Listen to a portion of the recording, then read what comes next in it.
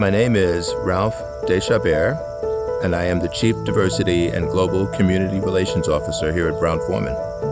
I am a black male who's very proud of being black, being male, and understanding that I've got a responsibility to a lot of individuals, both in our organization and in our city. And I am pleased and proud of the fact that I'm working with folks who want to make a difference in our city and in our organization.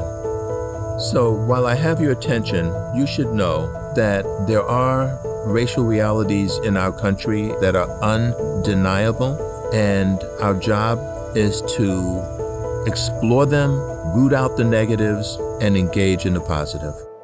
My experiences in Black America have been full of ups and downs and traumatic. Sometimes they have been absolutely wonderful. I can think very clearly about the very first time I experienced racism. We had just moved from New York to Connecticut. This was at the end of my 7th grade year, and I was the first African American in the history of that school, and the only one, and they didn't want me. And there was this gauntlet waiting. People were jeering at me and calling me names, and I remember, some folks spitting on me. It was an incredible time because my world had gotten turned inside out. I loved going to school, and all of a sudden I was confronted with this thing where, in essence, I had to fight to go to school. I was always very clear that there was class and there was race. And those two things were always operating in a way that kept me at a decided disadvantage. I was an A student in New York, and I became a DF student. I would go to school and I would hear the N-word, and sometimes I would go home, and in the neighborhood I was in, sometimes I would then be called an uppity N. So I was actually fighting these issues of race on both sides of the spectrum for a while.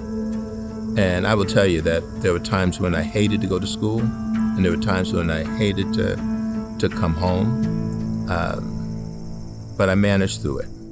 One of the things I did was I got involved with sports. And what I found was that sports became a bit of an equalizer, and it was through sports that I found a way to overcome a lot of the resistance, a lot of the discrimination, the lack of acceptance that I was experiencing.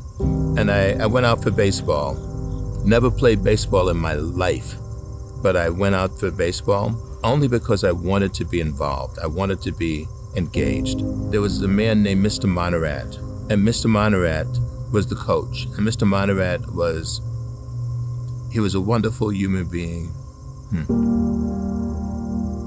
It's funny. He was a good man. And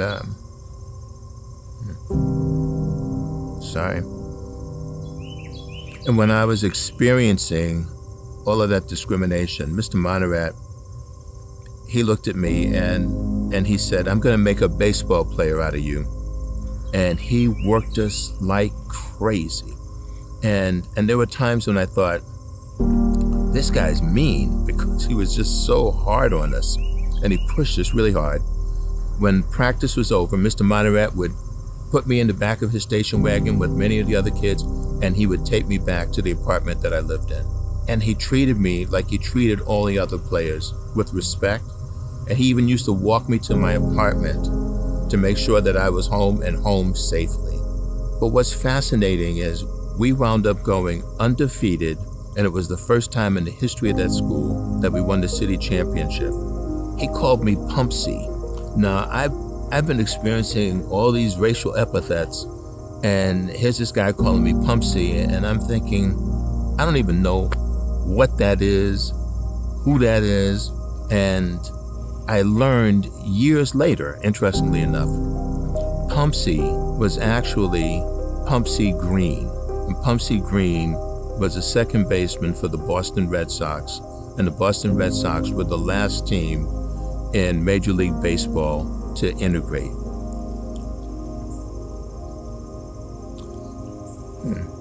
So Mr. Monaret saw something that I didn't see. He knew something that I didn't know, both about me and about the world that we lived in, and that we were going to be better. I didn't see Mr. Monaret for many years, and one day I was scouting a basketball game. Out of the stands came Mr. Monaret, and we talked, and we reminisced about our time together. And I remember him hugging me and saying, we were good then. We were really good. And I thought to myself, Mr. Monaret, you have no idea how good you were in making us, not only the team, but the people that we were. Because Mr. Monaret, at the end of the day, he reinforced something that my mother would always say, which was care enough to be demanding.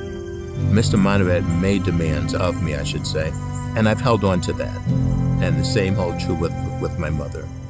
Racism is not my problem, okay? But racism is my problem by default, because people who are white won't deal with it. And what I find in many organizations is that we don't want to talk about the issues that are there, that are operating, that are disguised by issues related to bias, that are driven by legacies. But I do believe that in those cases where we have those conversations, where we're willing to confront the realities, that's where change is taking place, and it's taking place in a lot of our organizations today.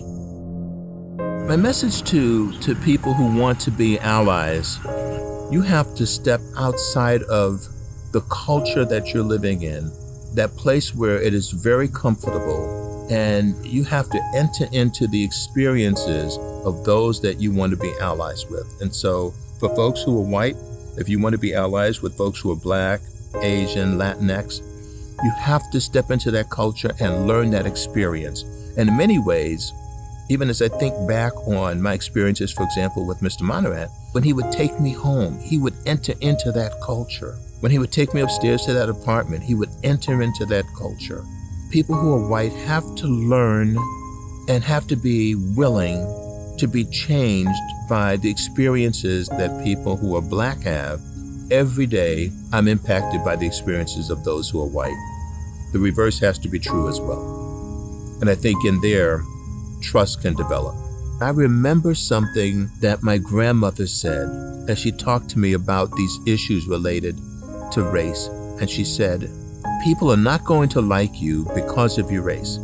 And they're going to do hurtful things to you because of your race. The one thing is important, Ralphie, is that they never take away everything. She said, focus on what's left and pursue excellence. And so for those who are discouraged right now, I would say, don't stay stuck on what isn't.